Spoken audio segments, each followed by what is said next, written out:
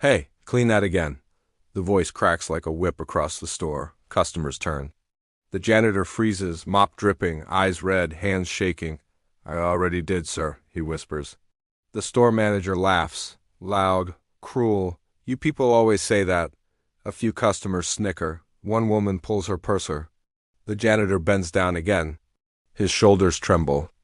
A man in a plain hoodie watches from aisle 3, calm, silent, observing. The manager steps closer. Look at you. Crying over a mop. Is this really the best you could do with your life? The janitor's eyes fill. A tear drops onto the white tile. The man in the hoodie clenches his jaw. A customer pulls out a phone. Is this allowed? She asks. The manager smirks. It's my store. I allow what I want. The janitor whispers, barely audible.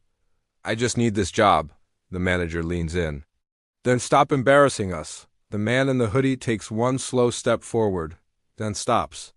The janitor suddenly drops the mop. His knees buckle, gasps ripple. The manager rolls his eyes. Oh, great. Another scene. The man in the hoodie looks down at the janitor's name tag. It reads, David ***. David looks up, eyes full of shame, and mouths 2 words. They know. The man in the hoodie pulls out his phone. One quiet call, 1 sentence. Don't come yet, he says. I need to see how far this goes. Silence. Security arrives. Not to help David, to surround him. What's the problem here? A guard asks. The manager answers fast. He's unstable. Customers feel unsafe? David shakes his head. No, I just... Enough, the manager snaps. You're done. The man in the hoodie watches, eyes sharp, still calm. A customer speaks up. He didn't do anything, the manager glares. Ma'am, if you don't like how we run things, you can shop somewhere else. She backs down. David's hands shake harder. The manager turns to security. Escort him out. And make sure he doesn't come back. David looks at the man in the hoodie. A desperate, silent plea. The man gives the smallest nod. Not yet. As David is pulled toward the exit, the manager adds casually, Oh, and someone check his locker. People like him tend to steal. The word *people* hangs heavy. The man in the hoodie exhales slowly. A security guard opens the locker. Inside, a lunchbox, a folded photo of a little girl, and a worn envelope. The guard scoffs. Looks like trash? David whispers, voice breaking. That's my daughter. The manager shrugs. Should have thought of her before causing trouble. The man in the hoodie finally speaks. That's enough. The store goes quiet. The manager turns, annoyed. And you are? The man meets his eyes, calm, controlled. Just a customer. The manager smirks. Then mind your business. David is dragged out the door, crying openly now.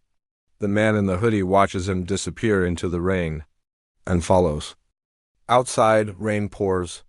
David collapses against the wall, sobbing. The man in the hoodie hands him a tissue. You didn't deserve that, he says. David laughs bitterly. Doesn't matter. They always win. The man kneels beside him. Why do you stay? David hesitates. Because if I leave, they erase me. A police car pulls up. The manager storms out, pointing. That's him. He was aggressive. David's eyes widen. No, I didn't. The officer looks at David, then at the manager. Sir, we'll need you to come with us. The man in the hoodie stands. Officer, there's been a misunderstanding. The manager laughs. Oh, great, his friend. The officer sighs. Sir, step back. False hope dies. David is handcuffed. Customers watch through the glass, silent, comfortable. The man in the hoodie whispers to David, Trust me. David shakes his head. I trusted this place too. The police car drives away. The manager smiles, victorious. He turns to the man in the hoodie. Anything else, sir? The man looks at the store sign, a long look. No, he says softly. Not yet. The manager scoffs and walks back inside. The man pulls out his phone again. This ends tonight, he says. His voice lowers. His tone shifts. The man wasn't always powerful. He remembers being followed in stores, watched, assumed. He remembers his father working 3 jobs, still called lazy. He remembers promises made to himself in silence. Years of building, failure, being told no with polite smiles. He built his company from nothing, no shortcuts, no favors, and still, This store, this behavior. David's photo haunts him. The daughter. The envelope. He opens the envelope later. Inside, medical bills, a handwritten note. I just need a little more time. The man closes his eyes. He tolerated humiliation today for one reason, to see the truth unfiltered. To see who people are when they think no one important is watching. He opens his laptop. Footage loads, cameras, audio, everything. He makes one final call. Bring everyone, he says. Press included. The next morning. The store is packed. Managers, employees, customers. The regional director stands beside the store manager. We're here to clear up a complaint, the director announces. The manager looks confident. David is brought in, pale, tired. The man in the hoodie sits quietly in the back. The director begins. Our manager acted with impolicy. Murmurs ripple through the crowd. David's head drops. The man in the hoodie stands. May I ask a question? He says. The director nods, distracted. The man clicks a remote, screens light up, video plays, insults, laughter, the word people. The room stiffens, the manager's smile fades. That footage is out of context, he snaps. The man clicks again, another clip. The locker. The daughter, silence, an employee whispers, that's not policy. The director swallows. The man steps forward. Context doesn't change cruelty, he says, and removes his hoodie, gasps. Someone recognizes him. Whispers spread like fire. That's him, the CEO. The director turns white. The manager stumbles back. No, that's not. The man speaks calmly. My name is Marcus Halle, and I own this company. Silence. He looks at the manager. You humiliated a man for needing dignity. He looks at the director.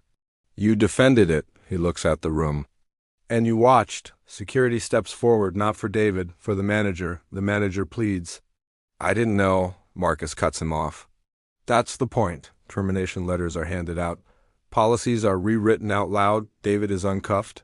Marcus turns to David. I'm sorry you had to carry this alone, he says. He hands him an envelope. Inside, a new contract, a managerial role. Full benefits. David cries again, but differently. Marcus faces everyone. Power doesn't reveal who you are, he says. It just removes your mask. He turns to leave. Treat people right, especially when you think no one important is watching.